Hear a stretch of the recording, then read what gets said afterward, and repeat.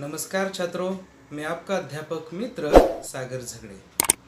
आज हम हिंदी विषय में व्याकरण की जानकारी लेंगे। संज्ञा सर्वनाम के बाद आज हम अव्यय की जानकारी लेंगे। अब अव्यय मतलब क्या?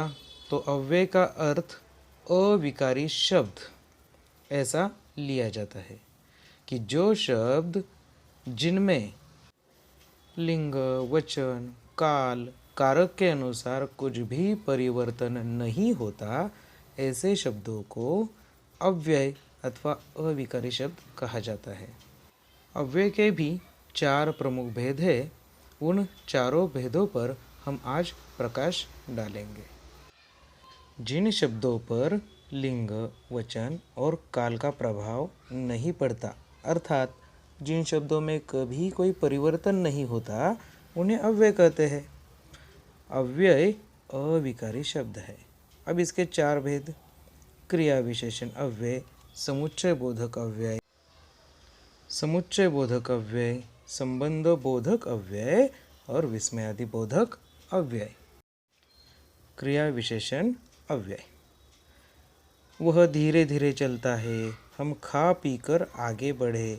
अब इन वाक्यों में धीरे धीरे और आगे शब्द अपनी अपनी क्रिया की विशेषता बताते हैं, इसलिए ये क्रिया विशेषण अव्यय है। क्रिया की रीति, क्रिया का स्थान, क्रिया का काल और क्रिया का परिमाण बताने वाले शब्द क्रिया विशेषण अव्यय है। अब इसमें कुछ शब्द भी दिए हुए, जैसे देखो तेज, धीरे धीरे, अचानक, एकाएक आदि। बाहर, भीतर, ऊपर, नीचे, यहाँ, वहाँ, इधर, उधर आदि। आज, कल, देर से, जल्दी, प्रायः, कभी कभी, अब, अभी अभी अथवा अभी तक, ऐसे कई सारे शब्द जो क्रिया की जानकारी बताने के लिए आ रहे हैं, वह क्रिया विशेषण अव्यय कहलाते हैं। समुच्चय बोधक अव्यय के पहले वाक्य ही देख लेते हैं। तुम मेरी मदद कर सको तो बड़ा उपकार होगा। ठेकेदार और उच्च अधिकारी की ईमानदारी का समाचार चारों ओर फैल गया। अब देखो समुच्चय बोधक अव्यय में क्या होता है, तो 2 स्वतंत्र वाक्यों या शब्दों को जोड़ने का काम होता है।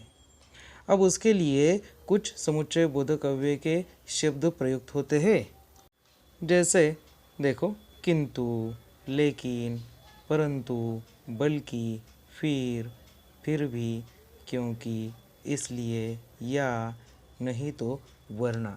ऐसे शब्द 2 वाक्यों के बीच में अथवा 2 शब्दों को जोड़ने के लिए आते हैं। अब तीसरा प्रकार संबंध बोधक अव्यय। अब इस प्रकार में क्या होता है, तो 2 वाक्यों के बीच में संबंध दिखाने के लिए कुछ शब्द आते हैं, लेकिन इन शब्दों में के और की, यह शब्द यहाँ पर महत्वपूर्ण है। यानी के साथ, के अलावा, के लिए, की भांति, की तरह, ऐसे शब्द वहाँ पर बीच में आएंगे। जैसे इन वाक्यों में भी देख लो, मैं मित्र के साथ घूमने गया। गौरा के कान कमल की पंखुड़ियों की भांति थे। चौथा प्रकार विस्मयादि बोधक अव्यय। अब यहाँ पर भी देखते हैं पहला वाक्य, अरे यह पत्थर तुम्हें कहाँ से मिला? वाह, क्या शानदार इमारत है। अब देखो विस्मयादि बोधक अव्यय, यह पढ़ते ही हमें कुछ समझ में आता है कि इसमें क्या होगा, तो विस्मय यानी आश्चर्य। अब यह प्रकट करने के लिए कई सारे विस्मयादि बोधक शब्द यहाँ पर आएंगे। अब इसमें विस्मय, प्रशंसा, घृणा, प्रेम, शोक, चेतावनी ऐसे भाव प्रकट होते हैं और इनके लिए ये शब्द इस्तेमाल होते हैं। हाय, हे राम, ओह, राम राम, धत, शाबाश, बाप रे आदि।